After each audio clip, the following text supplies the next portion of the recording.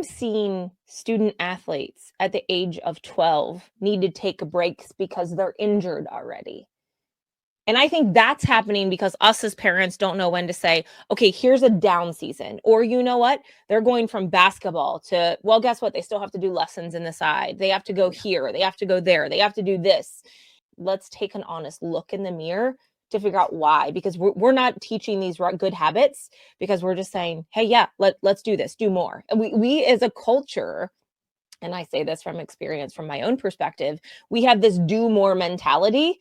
Yes. Doing more equals more. It's quality versus quantity. And we have to really teach our athletes and our coaches and how we do things. It's the quality of your swings or the amount of, not the amount of your swings or your shots or whatever sport you're playing. And I think that's on us as parents and athletes to teach that and understand the value.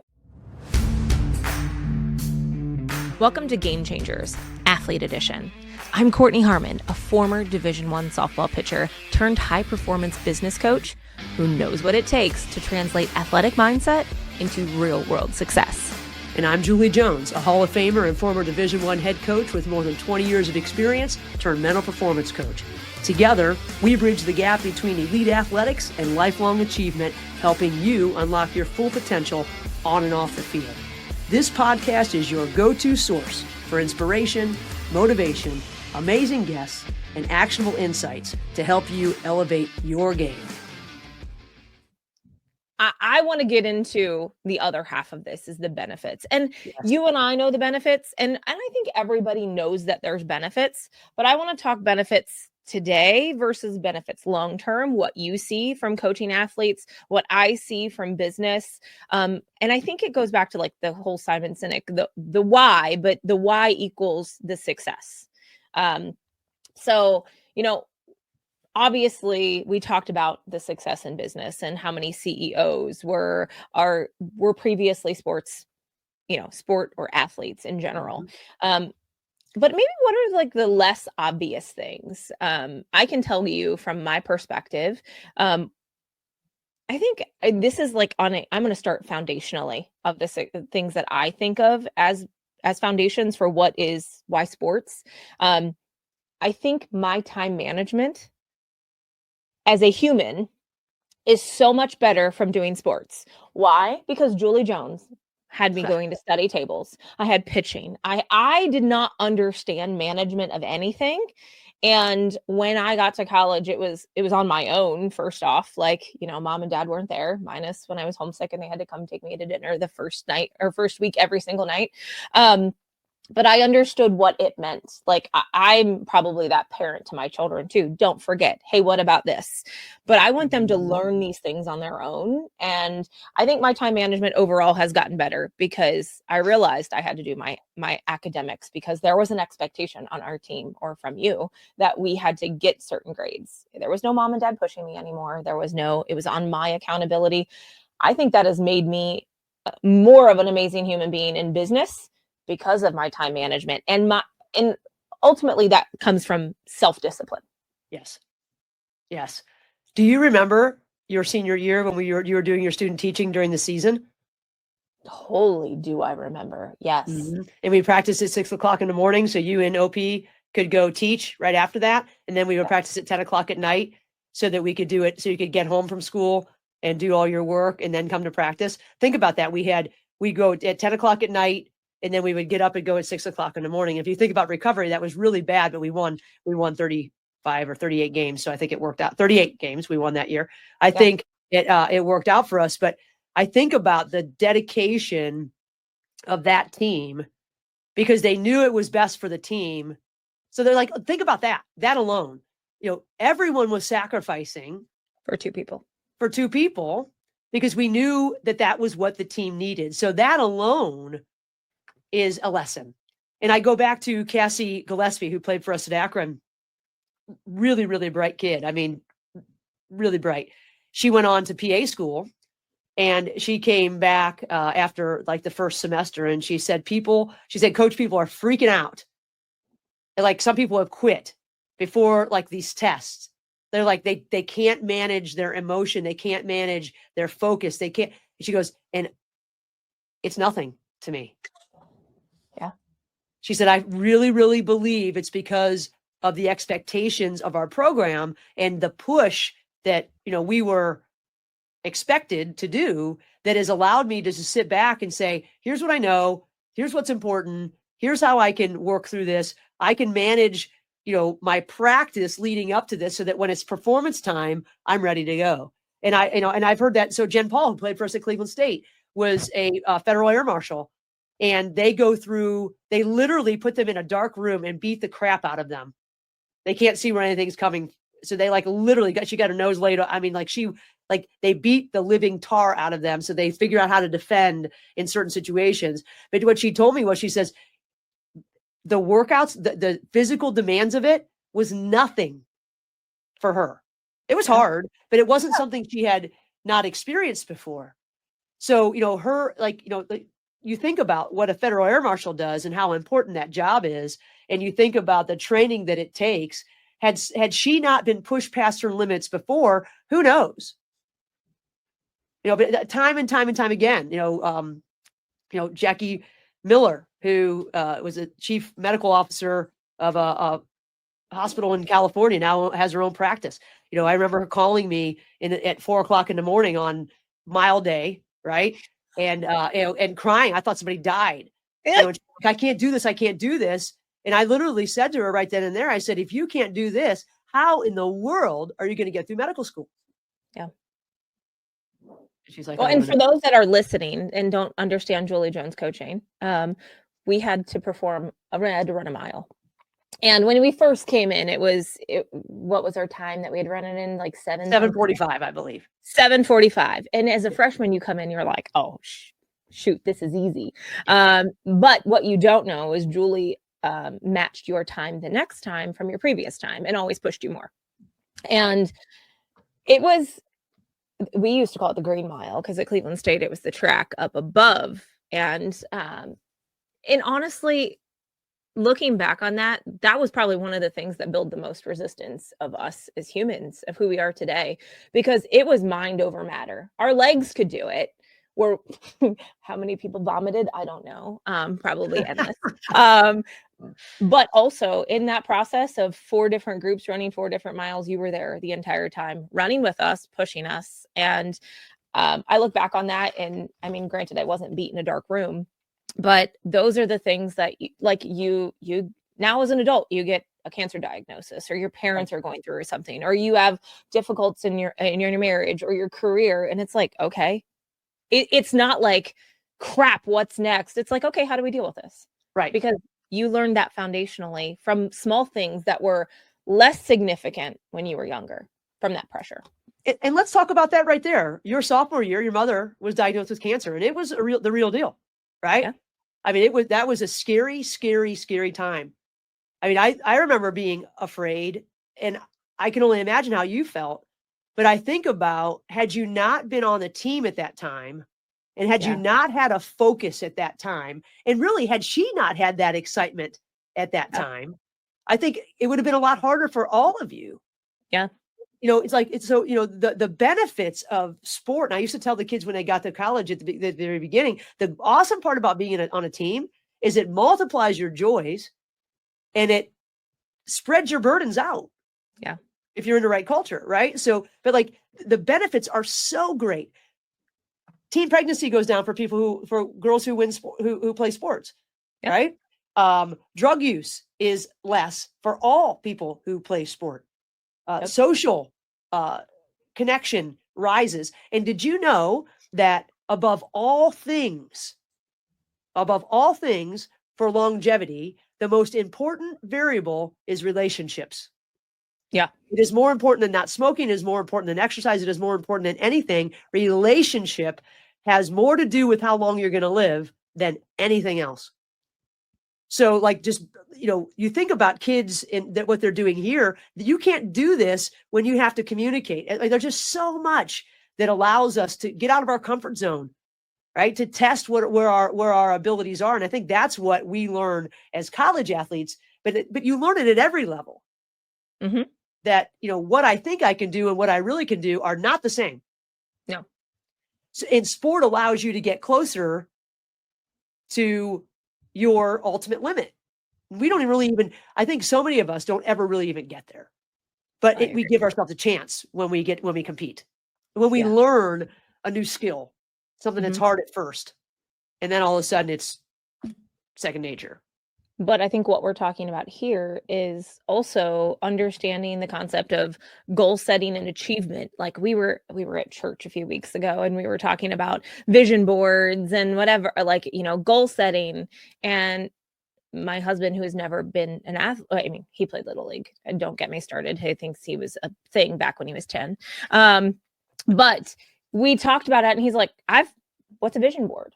What I honestly, I haven't set a goal I've hit my goal. I don't know. And it was actually a really fun practice for us. After we left church that day, we came home and it's like, okay, let's talk about what we want to do, what we want to do for the month. Let's have a theme, what we want to do for the year, what we want to do. And that's ever going to change.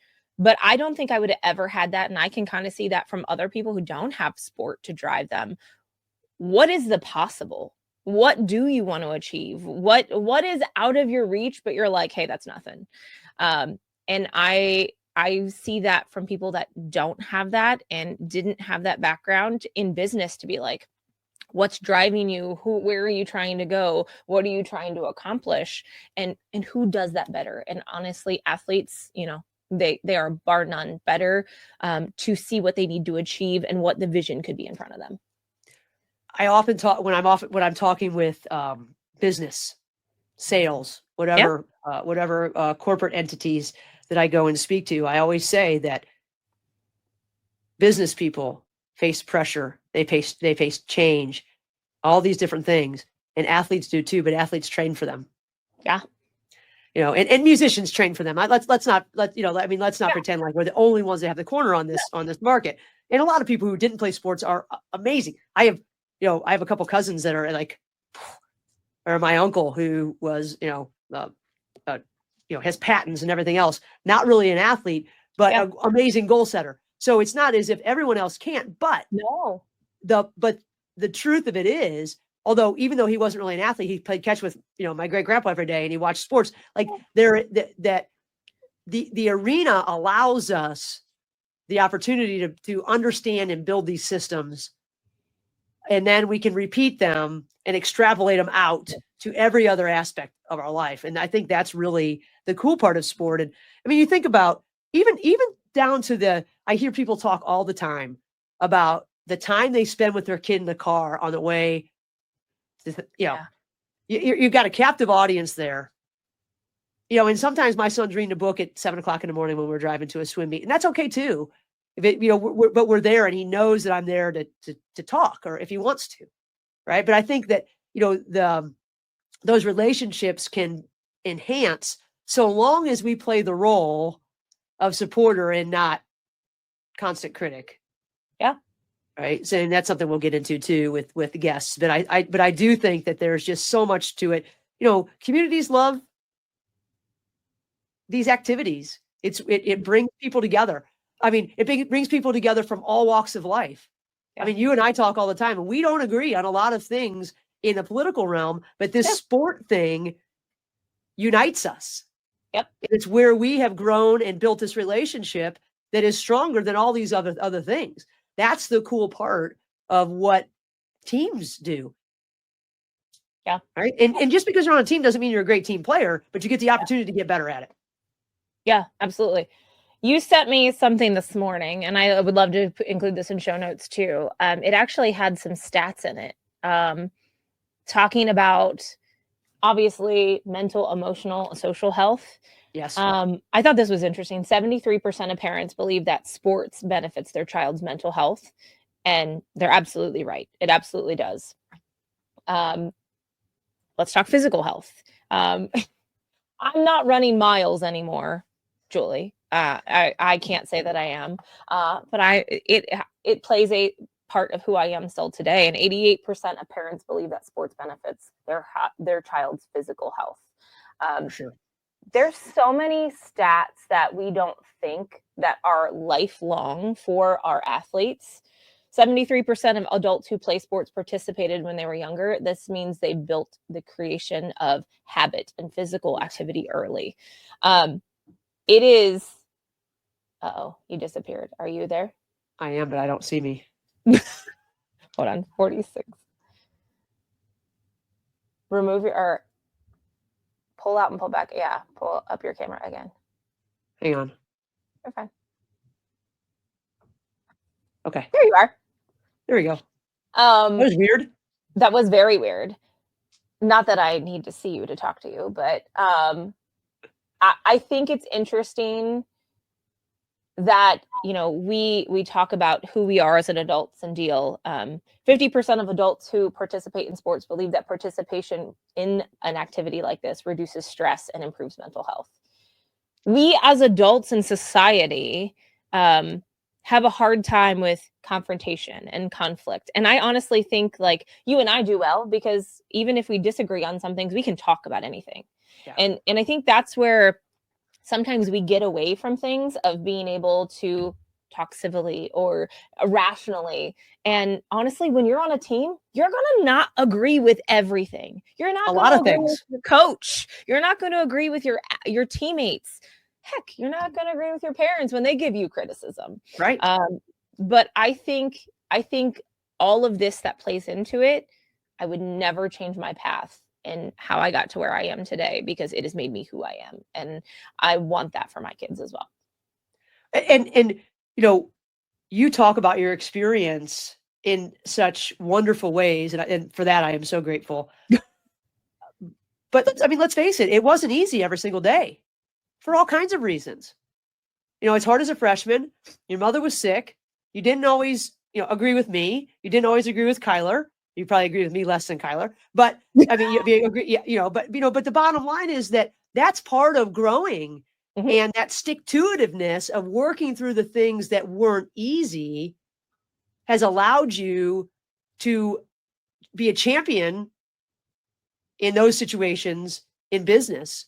Yep. I mean, and I see, you know, when I look back at all the athletes that I coached and all the amazing things that they're doing, you know, I take pride knowing that some of the harder things that have come in life afterwards. I mean, I've got 2 people that played for me that lost children. I mean, think about this. They lost children, but they still are functioning and have gone on to do more. And I look at them and I'm in awe of how they could even be standing. Right. Yeah. But you know, part of that is who they came to me as, and then part of that is how their sporting experience and these communities that they built around them have helped. And part of that building that community is their ability to be a good teammate in all aspects of life. And I think that is, you know, when you look at when you step back and you take a 30,000-foot view of what sport does, I just want everyone to have the best experience possible. And I think that's why this podcast is going to be so exciting, is that we're going to find new ways for us to be better sport parents. Yeah. You and me. Yep. And you mentioned that you coached before you were a parent. I was a head coach for 17 years. I'd coached 20 years before I had a child. Yeah. And, you know, and I think I do look at coaching different because it's been my profession my whole life. I've really never done anything else, but that doesn't mean I'm great at being a sport parent. Right? Because it's different when it's right there. Flesh. Yeah. So, you know, the exciting part is that there's so, you know, when you look at these numbers and people know that these numbers are spot on, the 80% of physical, you know, 80% believe that you're better physically, almost 75% believe that you're better mentally and emotionally. And you look at the cognitive benefits even, right? Even like Cassie taking her test. I mean, she's smart. She trained her brain, but that ability to manage her emotion at that time was what helped put her over the edge. Yep. Because as Chris, our strength coach, Chris Lewandowski, who I certain will have on as a guest, said, the number one rule in peak performance is to be available. That means it doesn't matter how good you are, how good your skills are, if you can't show up that day and play. And he means physically. But I look at it as a mental performance coach. I look at it from the mental side as well. It doesn't matter how good you are or what you know. If you can't show up on that day and give your best, then nothing else matters. So our job as parents, as coaches, and then for our athletes and the athletes that will be listening is to figure out, okay, what's my system? What's my plan to show up on that day and trust my training and trust my talent and trust my teammates? And if you're not going to pull everything from this podcast to be like, oh, this is amazing, I need to do this. I'm going to say it from a perspective of when I was going to college showcases as I was getting recruited. Because back when I was recruited, it was a little different. You didn't have this portal where you went to all the things, right? But just as coaches and business teams and everything, you're going to hear one thing. And if you learn one thing and you take away one thing from an episode, from a podcast, from a series, whatever that looks like, from one of our guest speakers, that is beneficial. So you as an athlete too need to think, if I can just take one thing and apply it, I can't take 50, because I will tell you firsthand, business leaders struggle when they go to a conference and they're like, I need to apply these 50 new processes. Well, you're not going to do anything effectively. But take one thing and tweak your performance, your mental aspect, and how you're approaching the game, the life, the sport, whatever that is. That is what is key for this whole process. And that's what we're doing this for. Yes. To get better. Game changers, right? How do we change the players playing the game? Mm-hmm. How do we change our approach so that we can change the game, the world in all reality, right? That sport, I always, in my coaching philosophy, it says that sport is a microcosm of the world. Everything that goes on in sport goes on out here. Yeah. And if we can manage it in this little world, we're going to be a lot better off at managing it in this big world. And I think that's the real awesome part of sport. And sometimes I think we get lost in that race to the top, as we talked about at the top of the hour, where, all of us start to feel like, do I need to have my kid do this? Should he do? And we can step back and say, okay, here's what's right for us. It may not be right for my neighbor, but it's right for me. And what's right for your kids, Kortney, is going to be different than what's right for Jensen. Yeah. And that's okay. That's what, because every kid moves a little bit differently and every parent has a different approach, and that's fine. We're not trying to make everybody do one thing. No. This is a spattering of information that is going to allow everyone who listens a way to up their game one way or another. That's the cool part to me. I agree. And honestly, the idea of champions are built through dedication of the right mindset. And it's just foundational. What can we build upon from the last? So I'm super excited about this whole journey, Jones. And I think the value that we're going to bring parents and coaches, and some pretty cool guest speakers, if I can say so myself, for what we talked about thus far. I think it's going to be fun. I think if there's anything that other audience members want to hear too, of how do I help my kid through X? I heard someone in the process of my Facebook rant where you and I connected is like, I want to teach my kids on my football team how to interview when they're interviewed for the paper. Like, yeah. It's simple things about how we can help our athletes excel, be amazing champions. And it doesn't mean champions are championships. Right. It's the idea of how do we be their champion and make them succeed. So hopefully, as you as a parent listen in, you have your kids listen in. It's not just going to be us ranting about why this is important, but this is really foundationally where we wanted to start and why this podcast is important and kind of how it came to existence. Absolutely. And it's going to be a lot of fun. And the most exciting part, I think, for both of us, Kortney, is our opportunity to learn, not only from our guests, but from our audience, and and then hearing stories of how parents use some of these tools. Maybe they already use them and they can help us share their success stories. But then if they do learn something and they use it, what those outcomes look like. Because I think that's going to be the fun of it, is that whenever we are in a community, if we're not learning from the people around us, then we're wasting our time. We already know what we know. We need to know what everybody else knows. And that's what I'm excited about. I think it's going to be amazing. If you don't, which I'm sure you don't at this point in time, for our audience members, we are on YouTube. We are on Instagram. We are on Facebook. We have an email that you can email us with. Jones doesn't know all these things yet, but she's going to be on them. And honestly, we're going to have bite-sized content too. This is going to be, we've recorded for an hour today. This will be in 2 more bite-sized episodes.